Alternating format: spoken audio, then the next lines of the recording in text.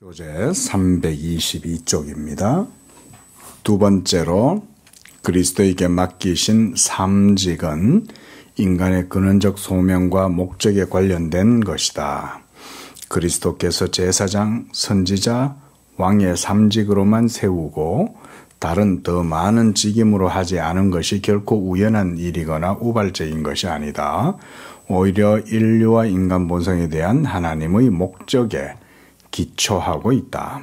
아담은 선지자로서 하나님의 말씀을 선포하고 왕으로서 모든 피조물을 의로 다스리고 제사장으로서 그 자신과 그의 모든 소유를 기뻐하시는 제사로 하나님께 드리도록 참된 지식과 의와 거룩인 하나님의 형상으로 창조되었다. 그는 깨달을 머리를 받았고 다스릴 손과 만물을 사랑으로 감쌀 마음을 받았다. 인간의 목적은 하나님의 형상의 전개와 그의 모든 재능의 조화 있는 발달, 선지자와 제사장과 왕의 직책들의 수행에 있다. 그러나 사람들은 이 소명을 무시했다. 그리스도는 바로 그 때문에 땅에 오셔서 다시 인간의 참된 형상을 나타내시고 그의 목적을 완전히 이루셨다. 삼직교리는 자연과 은총, 창조와 재창조, 아담과 그리스도 사이를 확고히 연결시킨다. 첫째 아담은 마지막 아담의 예표요, 준비요, 예언이다. 반면 후자는 전자의 한 짝이요, 성취이다. 자, 지금 지난주부터 계속해서 그리스도의 삼중직에 대해서 보고 있죠, 그렇죠? 자, 그리스도의 삼중직, 선지자, 제사장, 왕의 직분이고 그리스도의 인격으로 이 삼중직을 동시에 모두 같이 성취를 하는 것이다 그랬습니다. 자, 이 일을 위하여 그리스도께서 기름 부음을 받았다. 구약시대 때 기름 부음 받은 직분 선지자, 제사장, 왕입니다. 그래서 기름을 부어서 세우신 거예요. 이제 엘리야에게 하나님께서 가서 엘리사에게 기름을 부어라. 또 다윗 왕에게도 기름을 붓고 사울에게도 기름을 붓고 이렇게 왕에게도 기름을 붓고 그다음 제사장에게도 기름을 붓죠. 이렇게 해서 이제 그 직분들을 수행하는데 이런 기름 부음이 바로 그리스도의 삼중 직분을 나타내 보여주는 거죠. 두 번째로서는 뭐 특별한 내용은 아니지만 이런 삼중직에 대한 그리스도의 삼중직은 인간의 근원적 소명과 목적에 관계된 것이고 그리고 인류의 인간 본성에 대한 하나님의 목적에 기초하고 있고 그리고 그 문단 한 중간쯤 보면 인간의 목적은 하나님의 형상의 전개와 모든 재능의 조화 있는 발달, 선지자와 제사장과 왕의 직책들을 수행하는 데 있고 그러니까 지금 바빙크의 설명은 이런 거예요. 뭐냐면 원래 하나님께서 창조하셨을 때 처음 창조해서 이제 첫사람 아담이죠. 그렇죠? 자, 이 아담을 통해서 원래는 하나님을 섬기는 것이 목적이었어요. 목적은 하나님 섬김이죠. 이 섬김의 형태가 인간에게 삼중직으로 주어졌다 이 말인 거예요. 그렇죠? 거기서도 보면 제일 밑에 그 문단 제일 밑에 보면 첫째 아담은 마지막 아담의 예표고 준비요 예언이고 반면 후자는 전자의 한 짝이요 성취다. 그러니까 첫째 아담, 그 다음 둘째 아담 누굽니까? 둘째 아담 예수 그리스도시죠. 그죠? 그러니까 이 첫째 아담을 통해서 이루려고 했던 이 하나님 섬김의 직분들을 이제 둘째 아담이신 그리스도께서 성취하셔서 이제 온전케 하셨다는 거예요. 원래 의도하셨던 것이 이건데 이제 그리스도께서 이 직분을 행하신 거죠. 자, 한번 봅시다. 그러면 나중에 또 얘기를 하겠지만 기본적으로 이런 개념이에요. 선지자라는 것은 하나님의 말씀을 전하는 거죠. 선포하고 증거하고 드러내는 것. 그 다음 제사장은 말 그대로 하나님께 제사 지내고 섬기는 거죠. 그죠? 또 왕이죠. 근데 이게 하나님을 섬기는 인간으로서 우리에게 주어지는 이런 직분이라고 하는 것이 과연 우리에게도 그런 적용이 되냐? 그리스도 안에 있는 우리에게. 우리는 먼저 왕같은 제사장이죠. 그렇죠? 또 우리는 다 하나님 나라에서 그리스도와 함께 왕노릇하리로다. 이런 말씀이 있죠. 왕노릇한다는 말은 나중에 우리가 그리스도의 부활의 영광에 참여하면 온 우주 만물의 통치자고 그리스도와 함께 다스리고 천사들도 그때는 그리스도의 몸이요 그리스도의 신부가 되는 성도들을 섬기는 거예요. 그래서 천사들은 구원 얻은 후사들을 섬기기 위함이다 그랬어요. 그렇죠? 그만큼 인간의 이 존귀함은 그리스도로 말미암아 이런 왕적인 권세를 누리는 거예요. 또 제사장으로서 우리는 왕같은 제사장이다. 그때 제사장은 영원히 하나님을 예배하고 섬기는 거잖아요. 우리가 천국에 가서도 이 제사장 직분을 수행을 하는 거예요.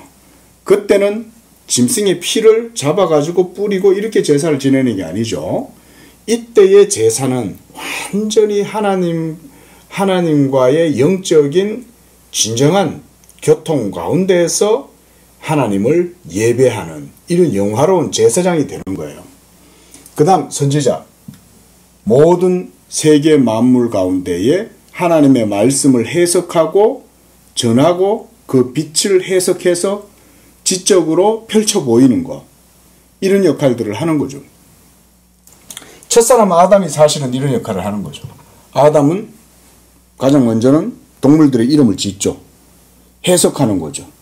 그 동물의 존재의 본성을 파악을 해가지고 해석하고 그뿐만 아니겠죠. 동물의 본성을 파악해서 이름을 지어질 정도로 통찰력이 강렬하면 뭐에 대한 해석도 가능하겠어요? 역사와 삶에 대한 해석도 가능하죠. 왜 살아야 하느냐? 우리가 뭐 때문에 살고 삶의 인류의 목적은 무엇이냐? 이런 것에 대한 영적인 통찰력도 주어지겠죠. 근데 그런 통찰력은 어디서 오겠어요? 모두가 다 하나님의 말씀의 빛을 통해서 오는 거예요.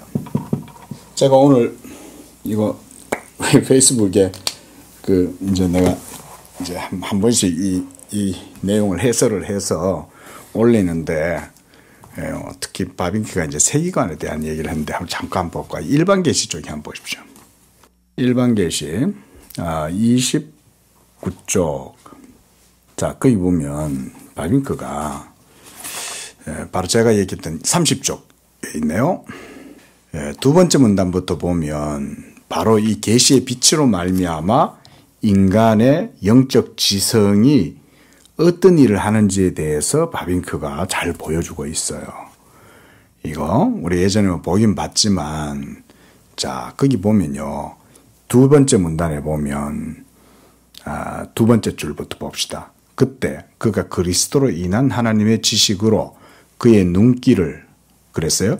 그러니까 그리스도로 인한 하나님의 지식을 가지고 그의 눈길을 자연과 역사 위에 또 하늘과 땅 위에 돌릴 때 그 어느 곳에서든지 그러니까 하늘이든 땅이든 삶의 모든 전체 영역 가운데에서 어느 곳에서든 그리스도 안에서 아버지로 알고 경배했던 같은 하나님에 대한 흔적들을 발견하게 된다는 거예요. 발견하게 된다고 이렇게 번역을 해놨는데 무슨 의미냐면 의미를 찾아낸다 이런 말인 거예요. 진화론자들도 의미를 찾으려고 진화론을 만든 거죠. 그죠? 분명히 지구는 돌아가고 1년 365일 사시사철 모든 세계가 한 목적적으로 돌아가는데 이걸 해석을 해야 되잖아. 그렇지 않습니까? 해석 없이는 사람들은 살아갈 수가 없어요. 근데 뭔가 해석의 어떤 틀, 이런 거를, 제공을 해주고 해야 되는데, 그러려니 진화론이 가장 그럴듯해 보이는 거죠. 하나님의 존재를 인정하지 않으면서도 자생적으로 우주가 생겨났다라고 하는 어떤 오토매컬리한 그런 역사의 전개가 이루어질 거라고 하는 그런 어떤 나름대로의 상상을, 공상을 통해 가지고 가정을 만드는 거잖아요. 그렇죠? 근데 우리 그리스도인들은 어때요? 그런 식의 가정의 논법을 쓰지 않죠. 믿음으로 하나님의 말씀을 따라 세상을 그냥 봐버리는 거죠. 그렇죠?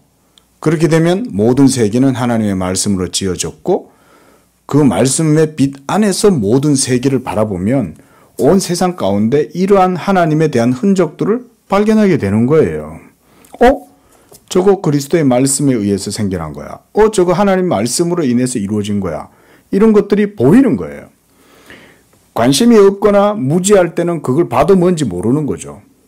근데 관심이 있고 믿음의 눈이 열리고 그 세계를 바라보면 그때부터 그게 의미가 이해가 되는 거죠.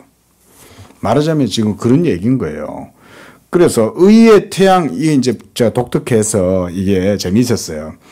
이제 바빗 같은 신학자들이 이런 문학적 표현들을 쓰는 거예요. 보세요. 의의 태양은 땅의 마지막까지 뻗어서 놀라운 전망입니다. 여기서 전망을 그에게 열어주고 그 빛으로 뒤로 과거 시대의 어둠으로 가서 보며, 그러니까 과거를 해석하고 또 미래에 대한 모든 것들을 꿰뚫어 본다. 통찰한다는 거잖아요. 그러면서 구름으로 가끔 하늘이 어두워진다 해도 그 앞과 뒤에 있는 지평선, 이 호라이즌, 세계관, 이런 것들은 분명하다. 그래서 이때 분명하다 그랬단 말이에요. 이런 분명한 역사의식, 이 모두 어디서 이루어진다? 말씀의 빛을 통해서 이루어지는 거예요. 말하자면 이런 게 기독교 세계관이에요. 근데 바빙크의 기독교 세계관의 신학적 교의, 도구마는 뭐냐면요. 바로 이 제2위 성자 예수 그리스도의 인격에서 나오는 그 빛이에요. 여기에서 말씀의 빛이라는 것은 당연히 제2위격의 말씀의 빛이겠죠. 그런데 이것은 성육신하신 그리스도의 빛입니다. 이거 아셔야 됩니다. 우리가 삼위일체 하나님 이르면 성부, 성자, 성령이 있고 성자는 하나님의 아들로서 제2위이신 실체시다. 우리 이렇게 말을 하죠. 그런데 이제 타락하고 부패했지만 다시 예수 믿고 성령으로 거듭난 그리스도인들에게서 가지게 되는 이런 영적인 통찰력, 전망, 퍼스펙티브, 또 월드뷰, 이런 것들은 바로 뭐에 기초하고 있냐? 신학적으로 성육신하신, 이게 중요해요. 성육신하신 제2위 중보자 그리스도를 아는 지식, 여기에서 기독교적 세계관이 온전하게 바르게 나온다, 이 얘기인 거예요. 이걸로 성육신 하시기 전에 제2위 실체만 말하면 추상적이 되죠. 그죠? 왜냐하면 관념론에만 머무를 수 있잖아요. 왜냐하면 아직 그리스도의 인격이 역사 가운데 아직 안 나타났으니까. 그러면 이걸로만 말하면 성육신 이전의 상태로 우리가 그리스도의 신격만 가지고 만약에 세계관을 논한다. 그러면 이건 우리하고 상관없죠. 맞잖아요. 뜬구름 잡는 거잖아. 응? 아직은 예수님이 하늘에 계시지 땅에 안 내려오셨잖아요. 그러면 우리하고는 상관없죠. 그러면 우리에게 있어서는 기독교 세계관이라는 게 접촉점이 없잖아요. 그렇죠? 왜냐하면 우리의 중보자 되신 예수는 아직 하늘에 계시니까. 그러니까 그것이 기독교적 전망이 아직은 우리에게는 역사적으로 역사성을 가질 수가 없죠. 왜냐하면 추상성으로만 머물러 있는 거죠. 관념적으로. 그렇죠? 마치 이데아론처럼 저 하늘에 있는 관념, 추상적 세계에만 있는 거죠. 하지만 기독교의 신학은 그게 아닌 거예요. 이런 거에서 바빙크 같은 신학자들이 위대한 게 이런 거예요. 그러니까 성육신하신 예수 그리스도, 물론 삼위 하나님 안에 품 안에 독생하셨던 하나님이시긴 해요. 그죠? 그런데 이분이 이제 말씀이 되고 육신이 되신 거예요. 말씀이 육신이 되어 우리 가운데 거하시고 우리가 그 영광을 보니 이 성육신하신 그리스도의 영광의 그 빛을 통해서 우리가 진정한 기독교적 세계관을 가지게 된다는 거예요. 이런 관점은 교의학적인 관점을 갖고 있어야만 이해가 되는 거예요. 책을 읽어도 이게 중요한 거죠. 그러니까. 자, 우리가 여러분이 이게 얼마나 실제적인 얘기냐면 우리도 예수님의 몸에 접붙임을 받아야 구원받잖아요. 그렇죠? 제가 누누이 강조하지만 구원은 그리스도의 몸에 연합되어야 구원받습니다. 그래서 오늘날 개인주의자들, 오늘날 너무 개인주의 구원이 강렬하게 돼 있죠. 그런 것들은 성경적이지 못해요. 그래서 성경에도 성령의 하나 되게 하신 것을 힘써 지켜라. 그 그리스도의 몸을 깨트리는 게 그래서 가장 큰 문제가 되는 거예요. 왜냐하면 모든 진리가 다 그리스도에게 연결되어 있으니까. 여러분의 구원도 나는 포도나무에 너희는 가지라. 내게서 너희가 떨어져 나가면 아무것도 못한다. 그래서 우리가 성찬을 할 때도 한 떡을 먹는다. 성경에서 그렇게 얘기하죠. 한 성령에 참여하고 한 떡에 참여한다 그러죠. 그 떡도 한 떡인 거예요. 그리스도의 몸에 참여하는 거죠. 이런 게 다 신학적으로 중요한 의미가 있는 거예요. 그러니까 세계관도 마찬가지다 이런 거예요. 여러분의 삶, 세계관과 삶은 연결되어 있잖아요. 그렇죠?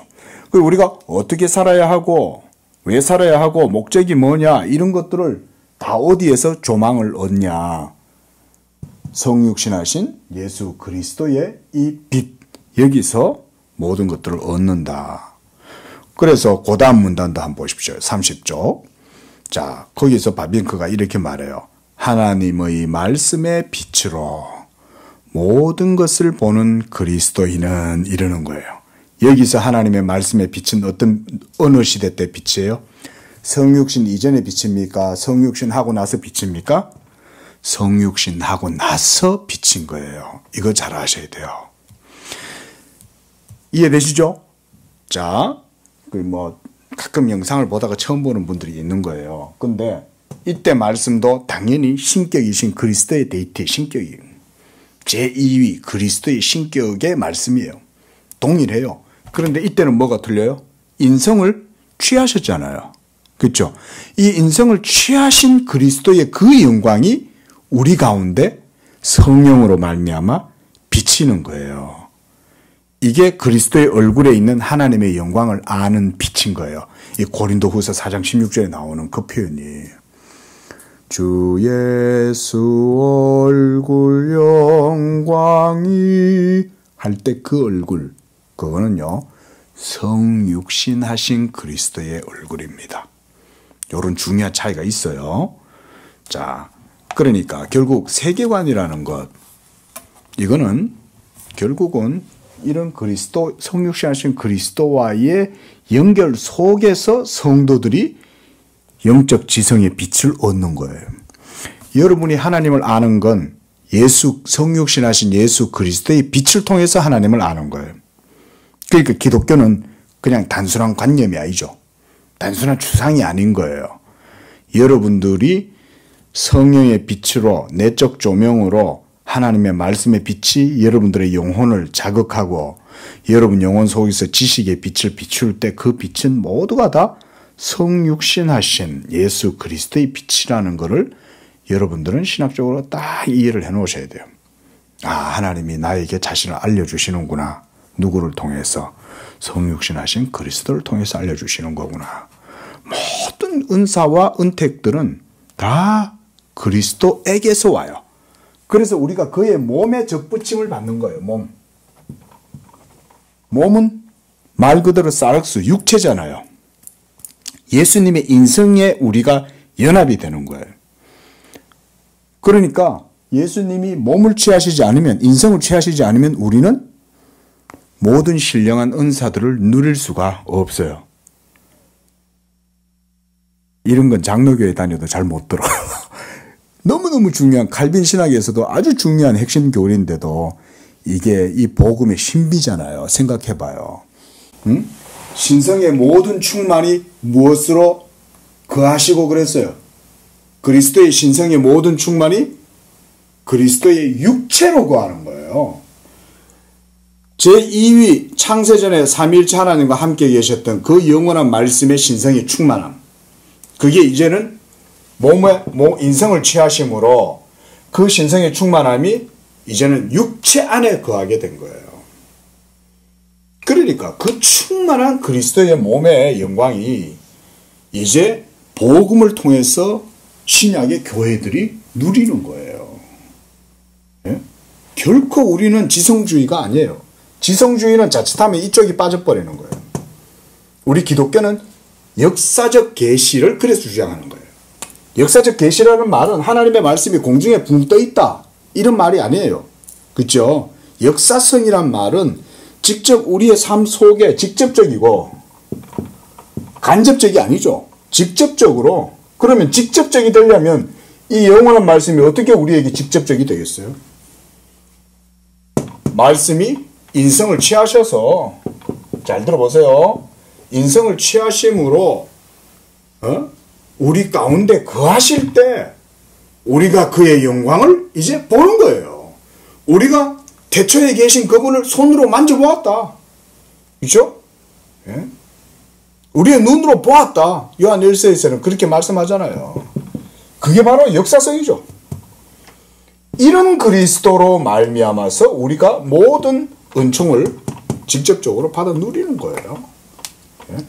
그러니까 기독교는 소위 철학에서 말하는 그런 어떤 추상적인 어떤 변증법적인 이런 게 들어설 여지가 원래 없습니다. 이게 성경이 종교개혁에서 칼빈과 같은 위대한 신학자들이 바로 이런 복음의 핵심적인 교의들을 밝힌 거예요. 그리스도의 몸을 굉장히 실제적으로 본 거예요. 그러니까 이 교회 분열의 죄, 예를 들어서 교회가 얼마나 많이 싸워요 요즘. 근데 교회 분열의 죄는 모두가 뭐예요? 뭘 깨트려요? 그리스도의 몸을 깨트리잖아요. 복 못 받아요. 이게 진리인데 막 교회 안에 당파 내고 뭐 목사파 장로파 막 이래가지고는 전부 다 그리스도의 해방자들인 거예요. 이 몸을 온전히 세우기 위해서 힘쓰는 거예요.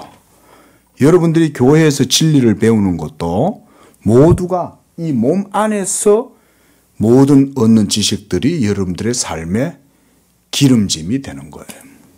그걸 아셔야 돼요. 응? 소위 우리가 이제 뭐 저는 여러분들한테는 별로 얘기 안 하지만 바르트라고 하는 신학자가 있어요. 원래 이분은 이제 독일 신학자인데 현재 세계에서 제일 유명한 신학자라고 할 수가 있어요. 바르트. 근데 우리 정통 개혁 신학을 추구하는 우리 합동측에서는 그분의 신학을 받아들이지 않아요. 칼 바르트 신학을. 그분이 하나님 말씀의 초월성, 이 초월성을 굉장히 많이 강조해서 하나님의 신적 초월성에 대한 의의가 어느 정도 있을지는 모르지만 이건 없어요. 그렇죠? 이건 없어요. 그러니까 하나님의 말씀의 초월성에 대해서는 강조를 엄청 많이 하는 거예요. 모두 다 이 말씀에 의해서 나름대로의 변증법적 논리를 만들어 가지고 계속 자기 신학의 이론을 펼치고 만들어 놨어요. 그러니까 뭐 저도 이제 공부한다고 독일어 원서 책을 사놨는데 이만큼 돼요. 이만큼. 에? 근데 칼빈 건 어때요? 우리가 칼빈 건 요만큼이잖아. 누가 고수 같아? 이만큼 쓴 사람이 고수예요. 이 방대한 기독교의 모든 신학을 요만큼 쓴 사람이 고수겠어요.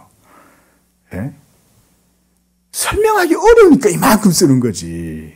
늘리고 해갖고 뭔가 있는 것 같아. 초월이야 초월. 계속 얘기는 하는데 뭐예요?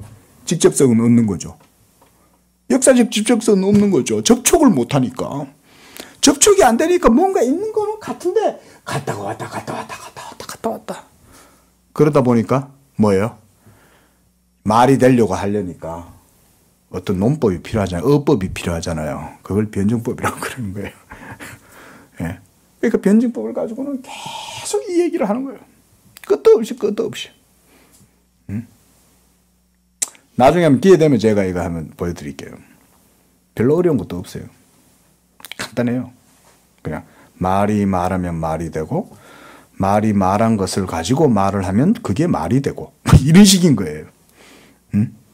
근데 그 말이 좋다 이거지. 그렇게 말이 하나님의 말씀이라 치면, 그 말을 우리 정통개혁교회, 장로교회, 개혁신학은 이렇게 이해하죠. 그 말이 육체가 되었다. 이렇게 말하잖아요. 그리고 그 육체를 통해서 그리스도의 몸을 통해서 신성과 인성이 연합된 그 중보자의 인격을 통해서 우리는 모든 구원의 효력을 얻죠. 모든 신령한 은사도 다 그 그리스도의 몸으로부터 우리에게 주어지는 거예요. 나는 포도나무에 너희는 가지니 포도나무에 가지가 붙어있지 않으면 열매를 맺지 못한다. 모든 영적 자양분이 그리스도의 인성과의 연합을 통해서 나오는 거예요. 이 연합의 교리가 그래서 칼빈에게 있어서 굉장히 중요해요. 신비적 연합. 이 신비적 연합. 자, 여기까지만 하겠습니다. 자, 뭔 얘기하다 이 얘기가 나왔어요? 이제 이게 우리의 삶이 이런 거라는 거죠. 결국은 그리스도로 말미암아 회복된 우리 모든 하나님의 자녀들은 말하자면 왕 같은 제사장이고, 그래서 우리는 모두 10골 권세를 받는 사람들이고, 그리고 왕으로 다스리는 거예요. 그리스도와 함께 영원히 다스리는 왕들이고, 이런 모든 것들이 나중에 하늘에 가면 완전히 이루어지겠죠. 천국이 완전하게 이루어지게 될 때. 그때 또한 우리는 이런 하나님의 말씀에, 여기서 나왔다 그랬죠. 하나님의 말씀에 대한 통찰력.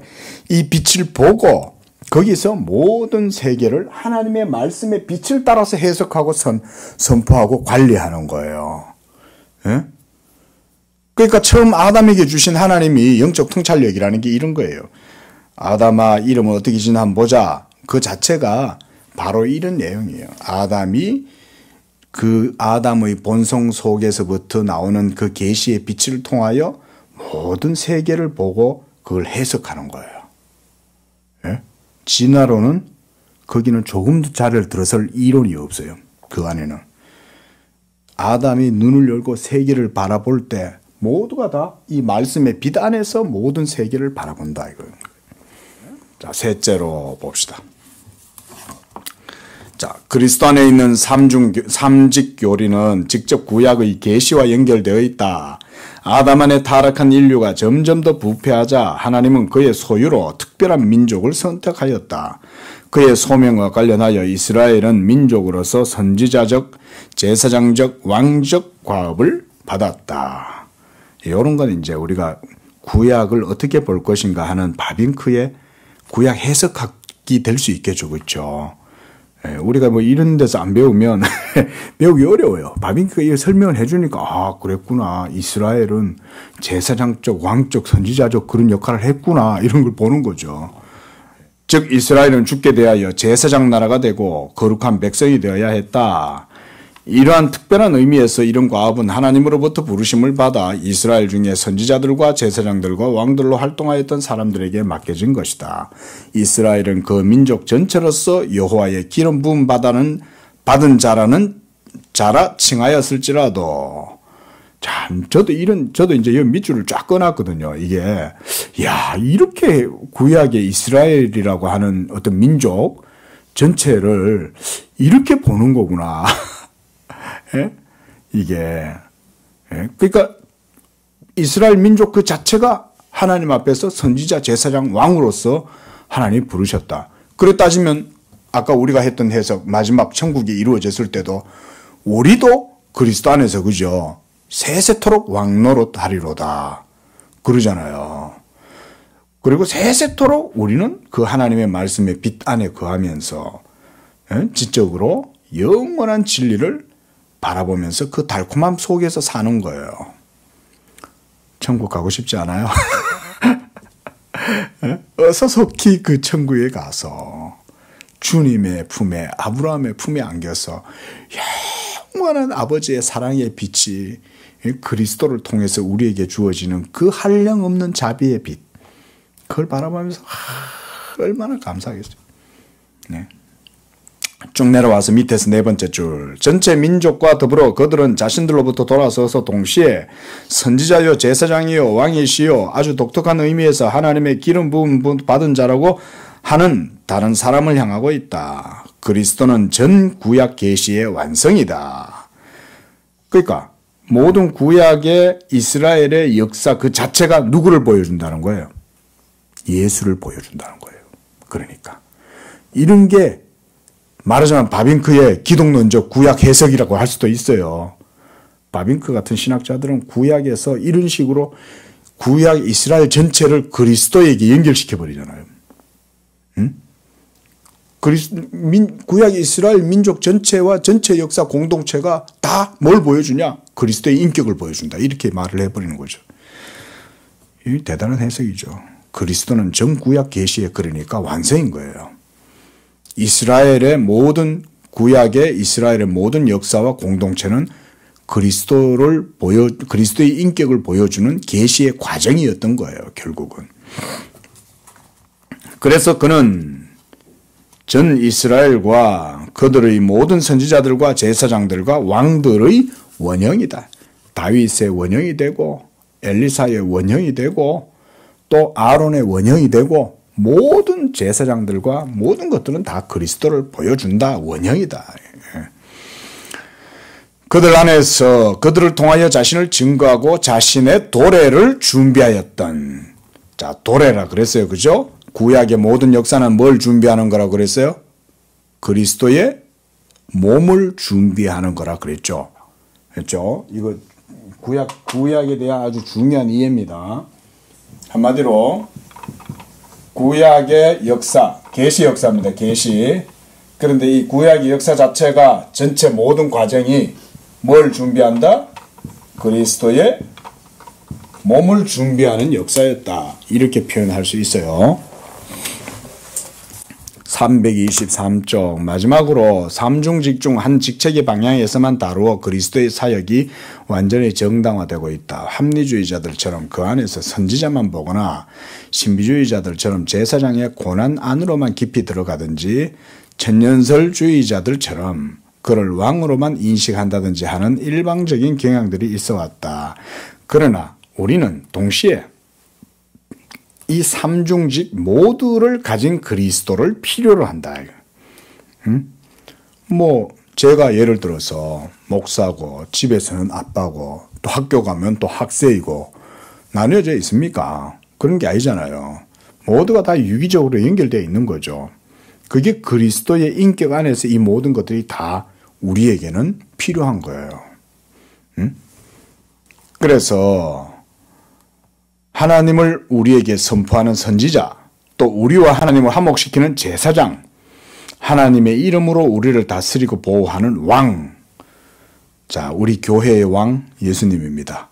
저는 이런 믿음을 갖고 있어요. 그래서 하나님, 예수님, 왕이시니까 왕은 모든 백성들의 필요를 채우시는 게 왕이죠.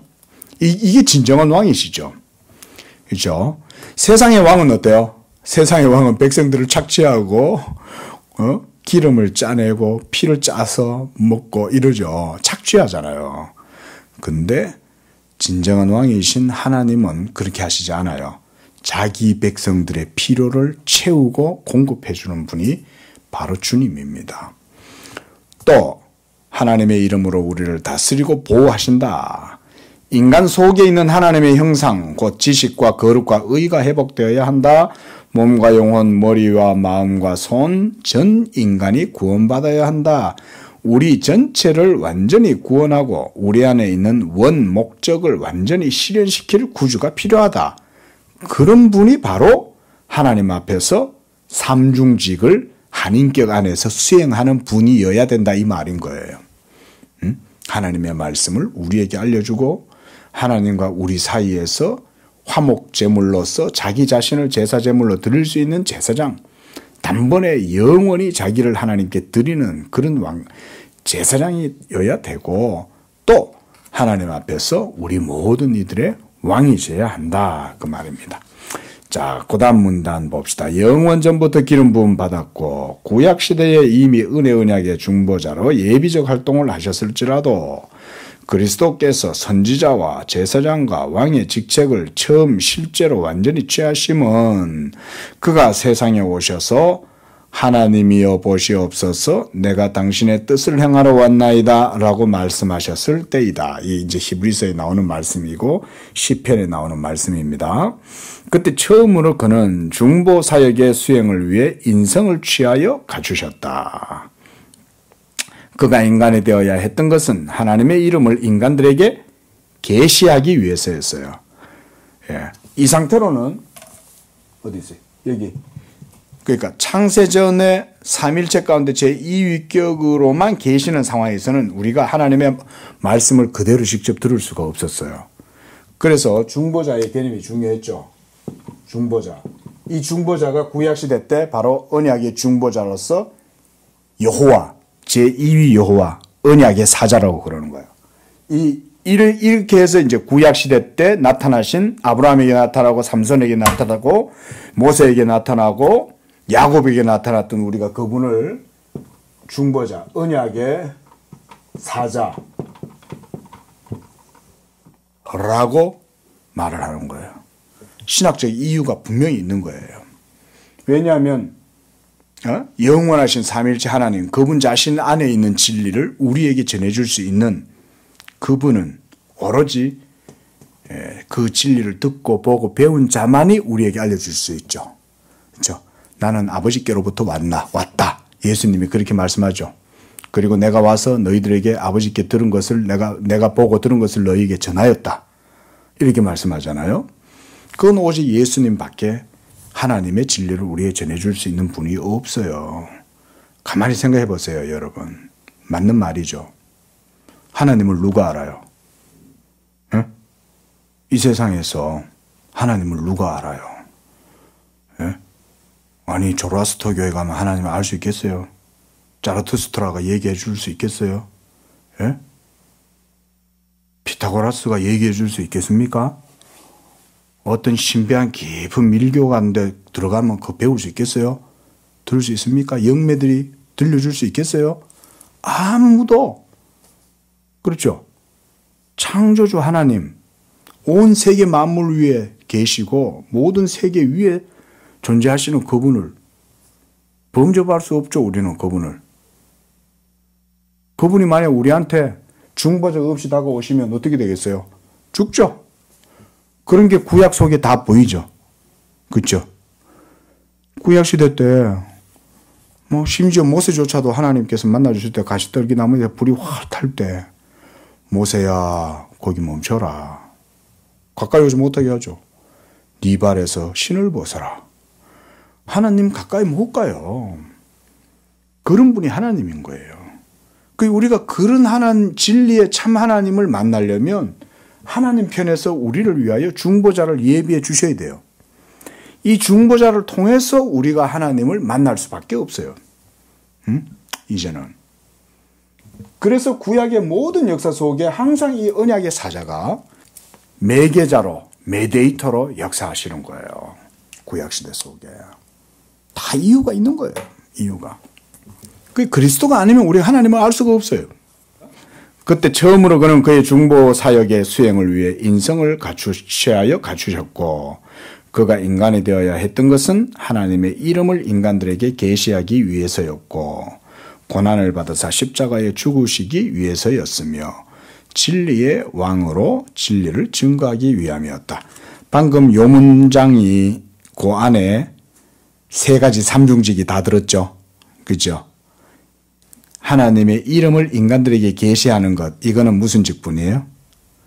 선지자 직분이죠. 그죠? 그 다음, 그가 인간이 되어야 했던 것은 십자가에서 죽으시기 위해서였다. 이거는 무슨 직분입니까? 제사장 직분이죠. 예수님이 자기 자신의 몸을 하나님 앞에 거룩한 생축으로 드리시는 거잖아요. 제사장으로. 그래서 우리가 신학적으로는 예수 중보자의 그리스도의 인격을 통해서 자기 자신을 제사 제물이요, 자기 자신을 제사장으로 하나님께 드리는 거예요. 또 진리의 왕으로서 진리를 증거하기 위함이다. 이렇게 삼중직에 대해서 얘기를 했어요. 자, 그 다음은 넘어가고 324쪽. 그 중간 문단, 그 첫째 문단 중간쯤 보십시오. 그럼에도 불구하고 그것은 복음의 기본 요소이고 성경이 가르치고 있는 진리, 그리스도의 인격에 관한 정교리와 일치한다. 그리스도의 인격. 그는 이미 태초의 말씀으로 하나님과 함께 계셨고, 이건 창세 전이죠. 아직 성육신 하시기 전의 상태 아닙니까? 그리고 그 자신이 하나님이셨고 그 자신이 잉태시에 능동적으로 들어오셔서 마리아의 태에서 성령의 역사로 말미암아 참되고 완전한 인성을 스스로 준비하셨다. 그래서 처녀가 잉태하여 아들을 낳을 것이고 임마누엘을 할 것이며 기묘자 모사 전능하신 하나님 영원하신 아버지 평강의 왕이라 할 것이라는 이 이사야의 예언이 그리스도에게서 성취되었다. 자, 성령의 잉태함으로 인하여 그리스도의 인성은 처음부터 모든 인간의 죄로부터 자유하였다.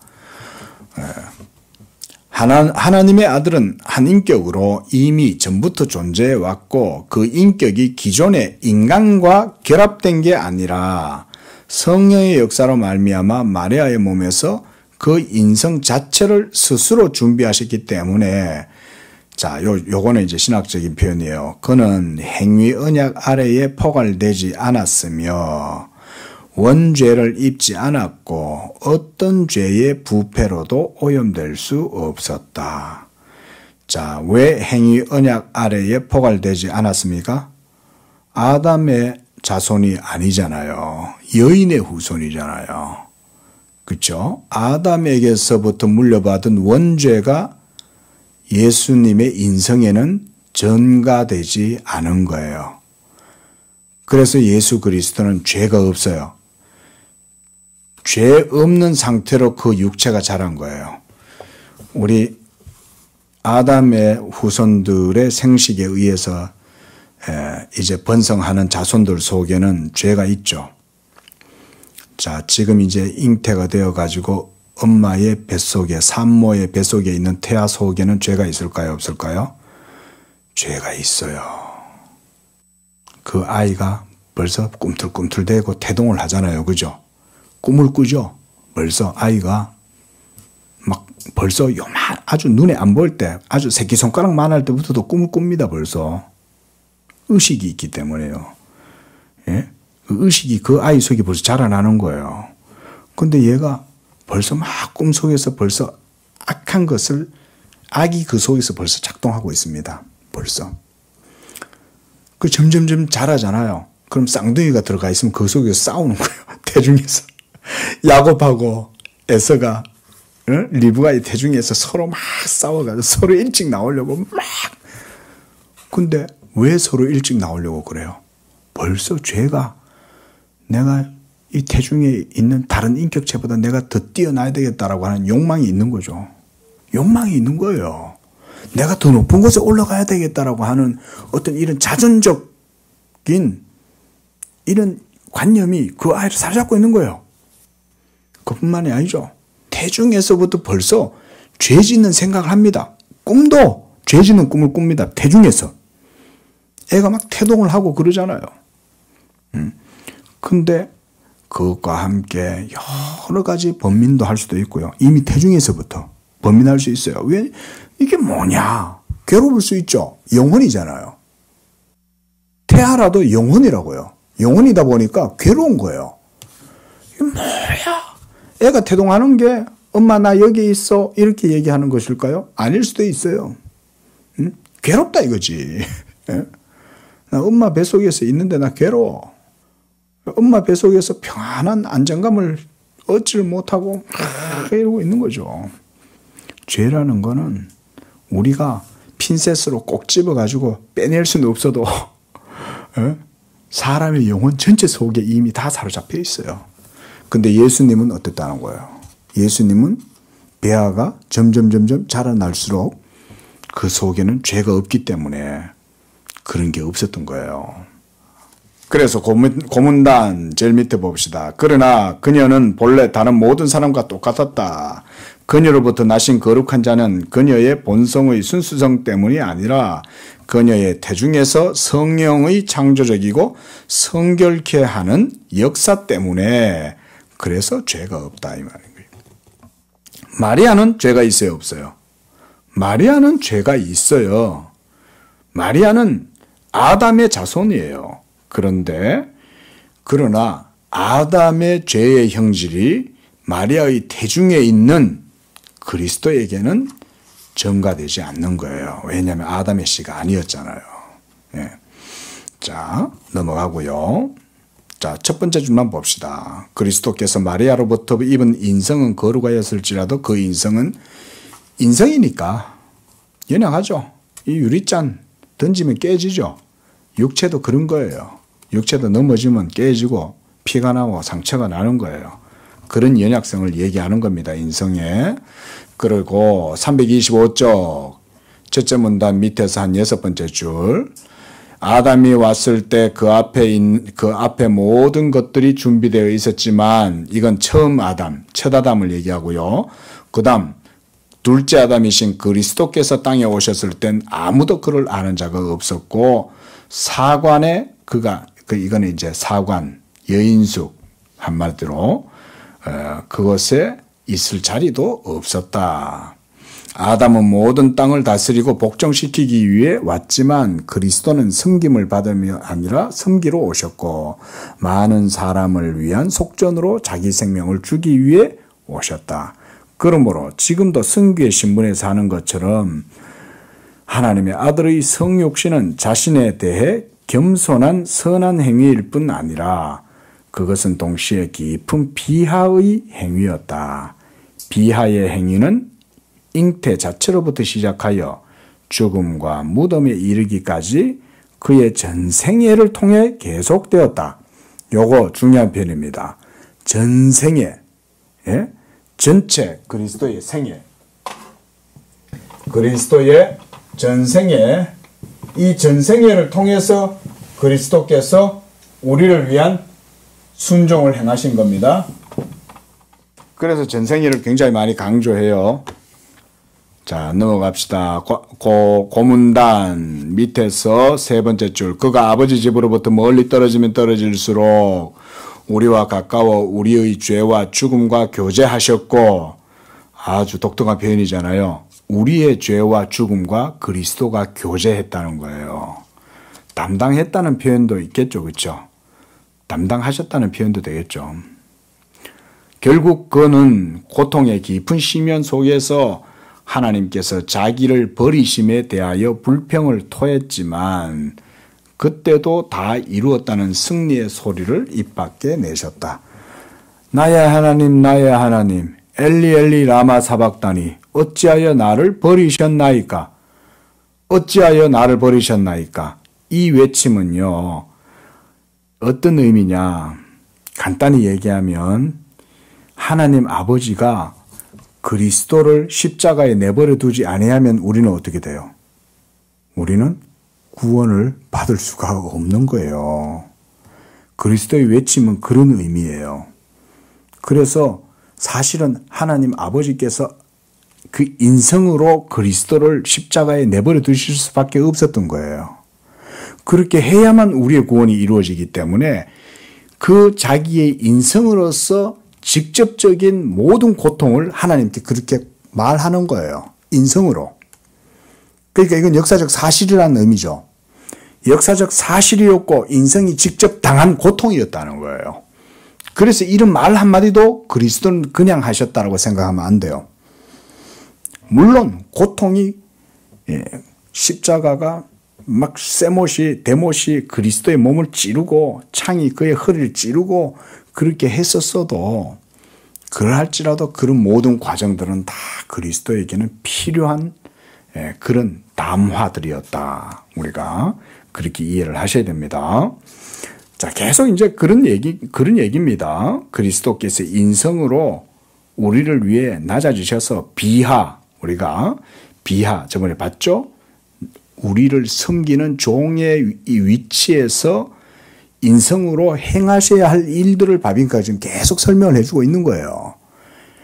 요 맥락을, 의미를 정확하게 알고 읽어야 이게 은혜가 되는 거야.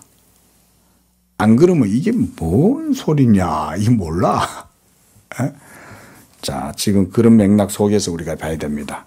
자, 그 다음 문단도 보면요.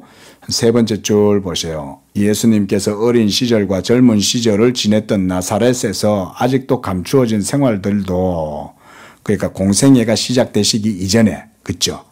예? 비하인드 스토리 가운데 이제 나타난 건 하나가 이런 거죠. 8살 때 예루살렘에 예배하러 올라왔는데, 예? 그 아버지 요셉과 마리아가 예수를 놓쳐버린 거죠. 잃어버린 거죠. 집에 와보니까 따로 올 줄 알았던 애가 없는 거지. 그래가지고는 찾아 다시 어디까지 갔어요? 예루살렘으로 다시 갔더니 예루살렘 안에만 헤매고 다녔는데 보니까 성전 안에서 막 서기관들 랍비들하고 앉아가지고 이제 확 대화를 하고 있는 거죠. 그런 얘기들만 있지 나머지는 없죠. 마리아가 그냥 있었겠어요? 예수님도 아마 동네 친구들하고 축구하러 나가셔서 놀았을 거예요. 예? 아버지 심부름도 했을 거예요. 예? 어머니가 가서 좀 사와라 이러면 아마 심부름도 했을 겁니다. 비하인드 스토리죠. 근데 그런 것들까지는 다 필요가 없죠. 예? 오히려 우리의 구원의 유익을 위해서만 딱 필요한 얘기만 해준 거죠. 8살 때 예루살렘 성전에서 랍비들과 대화하시고 어찌하여 나를 찾았나이까, 내가 아버지 집에 있어야 될 줄 몰랐나이까, 이런 건 예수님이 하나님 아버지의 아들이라는 걸 보여주잖아요. 그런 것들만 보여주었다. 우리가 그렇게 보면 되겠습니다. 자, 그래서 쭉 내려가고, 자, 그 다음 뒤로 넘어가시고요. 계속해서 그리스도의 인성으로 낮아지신 그의 삶에 대해서 계속 기록해 놨습니다. 네 번째 줄, 비록 구약의 어느 곳에서도 나사렛 사람에 대해서 나오지 않기 때문에 하나의 독특한 말씀의 성취는 아니라도 모든 선지자에게서 찾을 수 있듯이 그리스도는 온유하고 겸손한 근원을 가지고 있고 이방 갈릴리의 흑암 속에 거하는 백성들에게 빛을 비출 것이라는 전체 예언에 대한 성취로 보았다. 나사렛 사람이라 칭하리라, 이런 성경의 내용도 있잖아요. 그렇죠?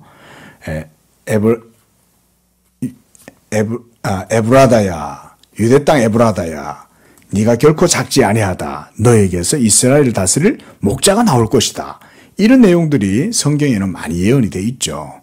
근데 그게 신약 성경에 나오는 내용들과 정확하게 구체적으로 일치가 되진 않지만 전체 성경 속에서 이렇게 보면은 기본적으로 돼 있죠. 베들레헴이라고 하는 곳에서 또 나사렛 사람이라 칭함을 받으리라 이러면서 나사렛에서 정착해서 목수일을 하면서 자라시잖아요. 그래서 이 예수님 이름도 나사렛 예수 이렇게 불리게 된 거죠. 자, 그런 식으로 이제 이해를 하면 된다는 겁니다. 그래서 고문단 제일 밑에서 네 번째 줄, 인간으로서 그는 자신이 누구였고 자신이 행할 일이 무엇인가를 점점 분명하게 의식하게 되었다. 그의 영혼 속에는 그의 아들됨과 메시아됨과 이들과 관련이 되고 이들로부터 나온 모든 것들이 점점 더 명확해졌다. 결국 30세가 되어 자신을 이스라엘에 계시할 때에 이런 것이다. 우리 지난번에도 봤다시피 인성의 특징은 성장하는 거죠. 그럼 지성도 성장하는 겁니다. 인성이기 때문에. 우리 그걸 간과하면 안 돼요. 우리 예수님은 하나님의 아들이라 그래서 신성의 측면만 생각하니까 예수님이 인성이 자랐다? 지혜가 자랐다? 그게 좀 안 맞죠? 왜냐하면 신성이신 그리스도를 생각하면 자란다는 표현이 안 맞잖아요. 신성은 자라지 않으니까. 근데 그렇게 이해하면 안 된다는 거죠. 그리스도의 인성은 연합되어져 있기 때문에, 그리고 연합된 가운데 신성과 인성이 연합된 가운데에서 그리스도의 한인격이죠. 그렇죠? 이 그리스도의 한인격이기 때문에 인성의 특징을 우리는 간과하면 안 돼요. 그렇죠? 인성은 나시고 자라고 이런 과정들이 있는 거예요. 그럼 자라면 지성도 같이 자라겠죠. 그렇죠? 예.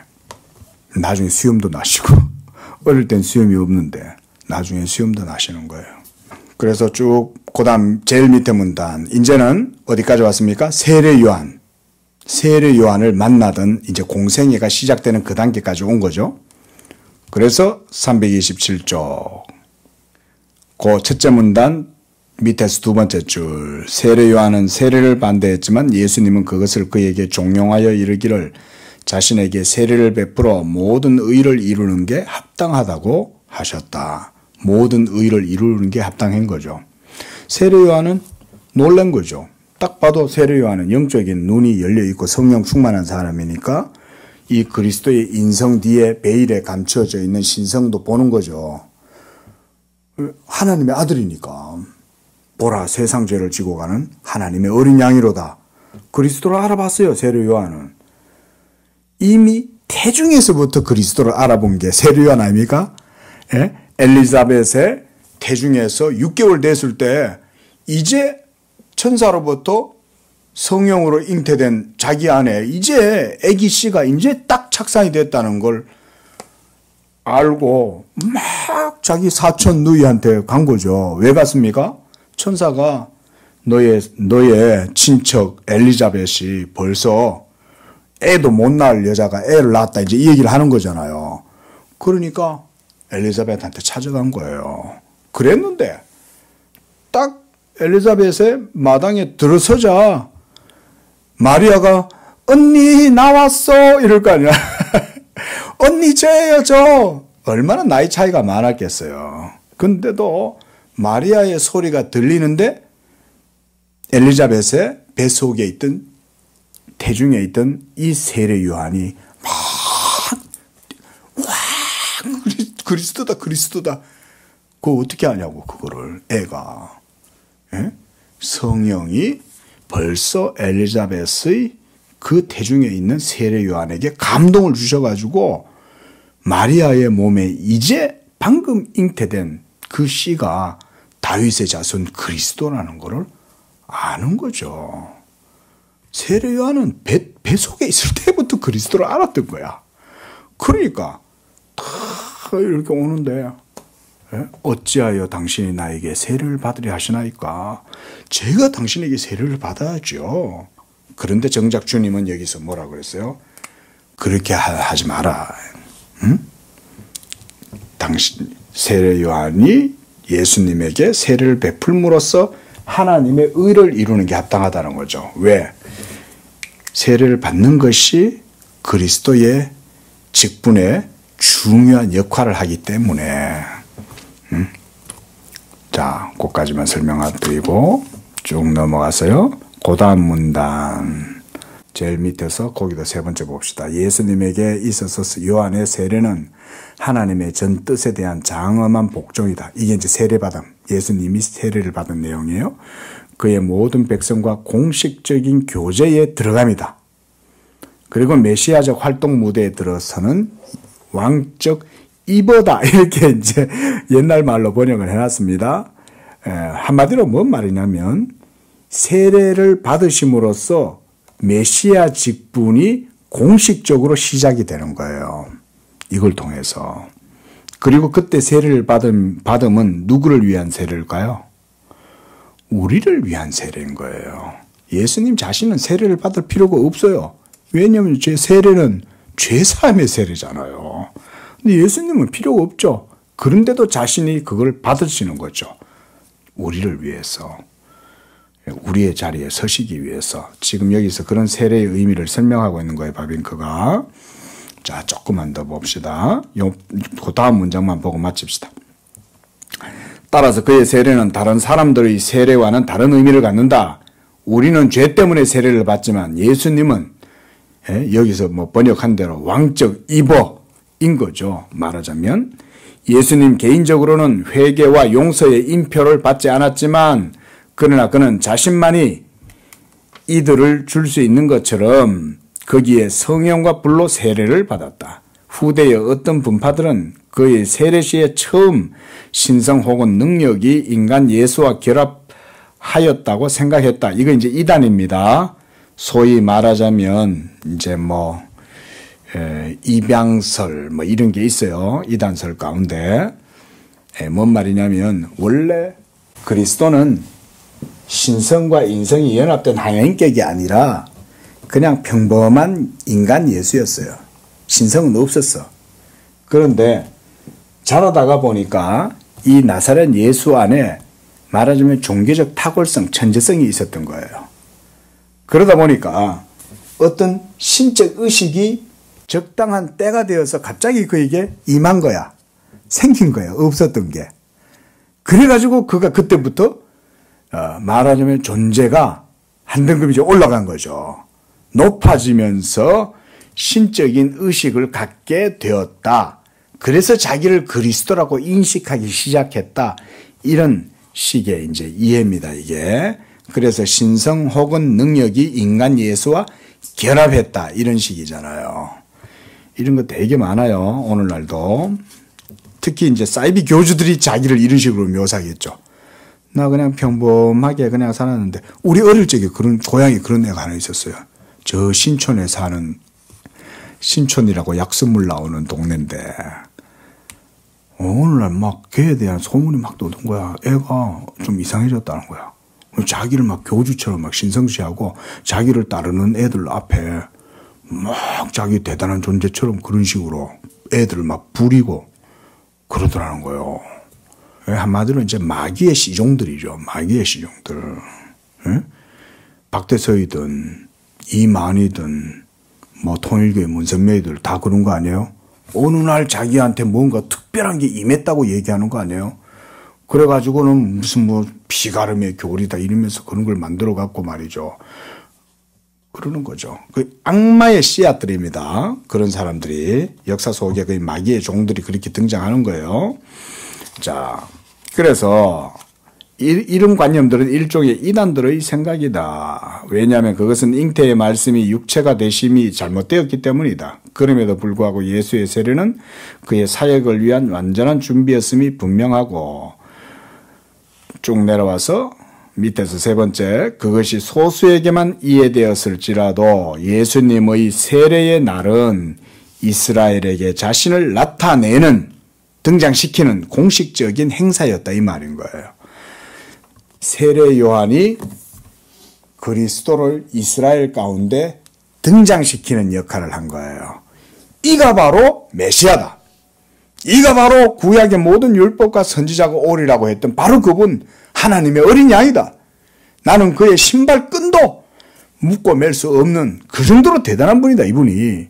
라고 하면서 세례를 통해서 이 왕의 이게 뭔 말인지 찾아봐야 되겠어. 예? 한마디로 등장시키는 거예요. 예. 이건 내가 영역본이 없어서 입어라는 말이 뭔지 혹시 아세요? 입어. 예. 이 설립자인데 아마 이제 이렇게 해서 세운다 이제 이런 의미 같아요. 자, 어쨌든 무슨 의미인지는 알겠고, 이와 같이 그리스도가 이제 비하의 모든 과정 속에 지금 이제 공생애가 시작되는 과정까지 왔어요. 그렇죠? 인성이 계속 신성과 같이 있죠. 그게 안 떨어져요. 그 가운데에서 이제 삼중직을 행한다 그랬습니다. 시간이 조금 갔지만 간단하게, 자, 지난주 반복 한번 해봅시다. 그리스도의 신분에서 두 상태죠. 그렇죠? 그리스도의 신분에서 비하의 상태와 승귀의 상태가 있다고 그랬습니다. 그렇죠? 승귀. 자, 여기에서 이제 삼중직이 수행된다 그랬어요. 그렇죠? 삼중직. 그래서 이 삼중직은 이제 지금까지 얘기했고, 그래서 나중에 이 천상에서의 그리스도의 사역, 그렇죠?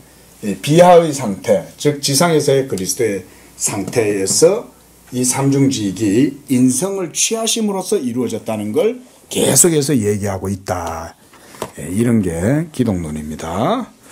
자, 기도하겠습니다.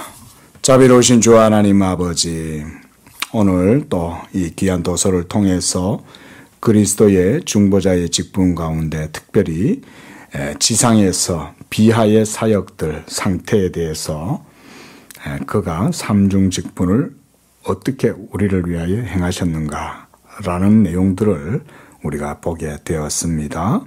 우리를 위하시는 그리스도의 모든 사역을 통해서 우리의 모든 죄가 그리스도로 말미암아 제거되고 우리와 하나님 사이에 화목해 되고 그로 말미암아 우리가 구원을 얻게 된다는 이 깊은 복음의 교리를 우리가 더욱 깊이 알아갈수록 하나님께 더욱 감사하고 영광을 돌리는 그런 심령들이 되게 하여 주시옵소서. 예수님의 이름으로 기도합니다. 아멘.